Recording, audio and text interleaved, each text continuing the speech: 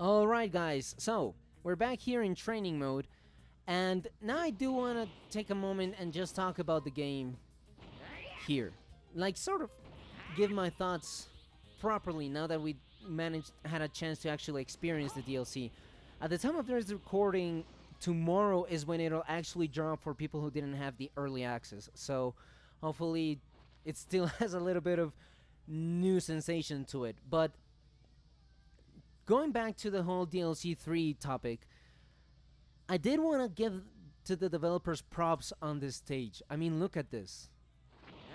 And as you could see in my matches, specifically with the Z rank player, you could see that we even managed to break a part of the stage and just be out like we were out in the open, you know? That's a sensation I don't think they've recreated in any of the other maps, because there's always like a floor. You could argue that we have destroyed Namek, but like it's not the same. You're on an invisible wall here, because look at this. See, I'm still floating, and yet it also looks the same way. Like, look at this thing. It's so huge. Like in Destroyed Namek, it's not really the same sensation, because the only reason you're floating there is because the rest is lava, and it would be really weird if you didn't get hurt by it, or like, yeah, no, beyond the point. But here you're actually just out in the open. You're flying. There's nothing below you. There's an endless chasm, and that's it.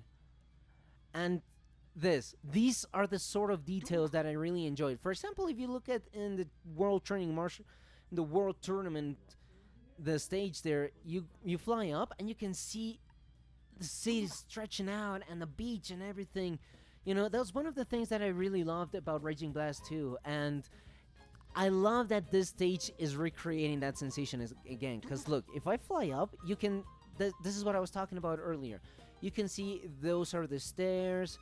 You know, that's probably where Goku and the rest reconvened or something. Like, my point is, look at how detailed this thing is.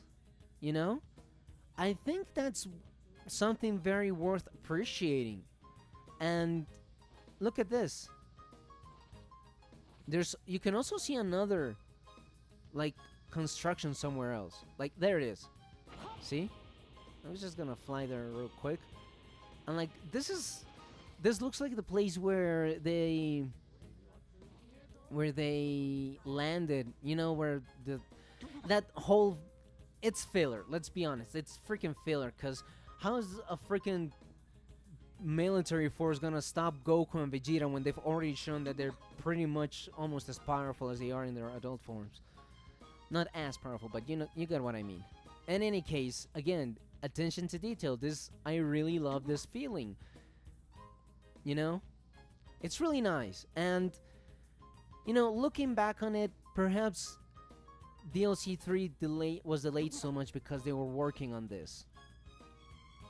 I'm not saying that's a good reason, because as a comment once said, if they were able to deliver maps, include maps, then why didn't they do that for the rest of the DLCs? And there's also the fact that content has been reduced significantly in between DLCs, because we had DLC 1 had the quote-unquote 11 characters, 3 custom battles, and a costume, and a bunch of soundtracks, I think. The second DLC only had the characters, but there were 8 characters, quote-unquote 8 characters, because Vegeta was occupying like 3-4 slots. And now we have this one, which had only 6 characters. And the way they even implemented those 6 characters into the game is it's not very satisfying. Like, I don't know, you guys tell me if I'm in the wrong for thinking this, but how about making the game so, like, when implementing the characters, like, what I thought what they were gonna do is they would add Super Saiyan 3 Vegeta as an additional transformation for End of Z Vegeta, and that's about it, because Vegeta pretty much has the same outfit as, or I guess they could give End of Z Vegeta that Cell Saga outfit that Vegeta was using. Wow, I said that Vegeta a lot. Um, but yeah, going back to my point,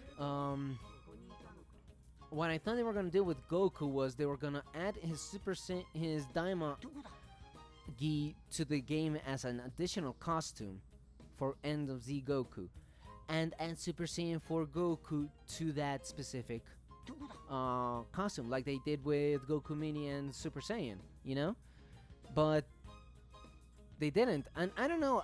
Call me crazy, but I think that would have made more sense and would have been more in line, because speculations were wild, and that's why there was a lot of that's why there was a lot of skepticism also, because a lot of people were wondering. They said over 20 characters. 30's over 20, but usually that means that there's maximum 29 characters that they're including, you know?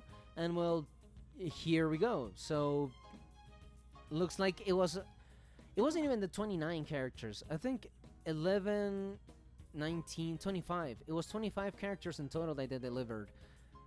So yeah, I don't know. I think the way they implemented a lot of things here were a little bit disheartening also, because part of the fun is going into those transformations. Granted, I guess Super Saiyan 4 Goku would be very OP if he also got a buff from transformations, but I mean, I don't know.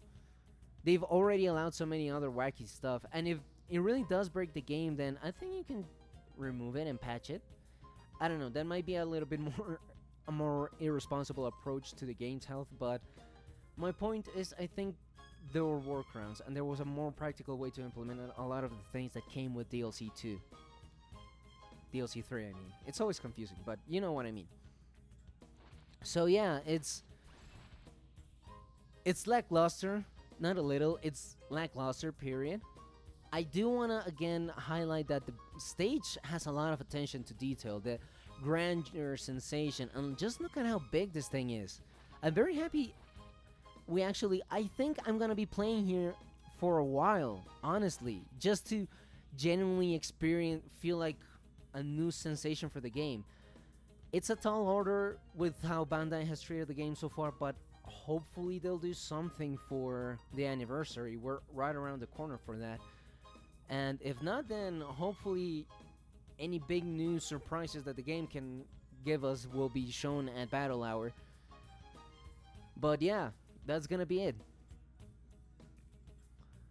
Guys, thank you very much for watching. Like, subscribe, you know, all that good stuff. Comment down below what you thought about the video. Who's your favorite character? I know we all love and enjoy playing with Super Saiyan 4 Goku, but let me know down in the comments if you're actually enjoying yourself more with Majin Buu, with Goma. I generally think they all ended up being very fun characters to play with, being honest. But I think characters that I would actually seriously main, Super Saiyan 4 Goku and Super Saiyan 4 Mini Goku also. I mean, it's the most common choice, it's the obvious pick, but I generally really enjoy myself playing with them, unlike with Beast Gohan and MUI Goku. I don't know, I think they've been defiled by online, and perhaps it'll happen with Goku too, because he's still very, very fresh, very recent, so we'll have to wait and see how he adapts, right? But anyway, guys, hope everybody has a good one. Thanks for watching, and take care. Bye-bye.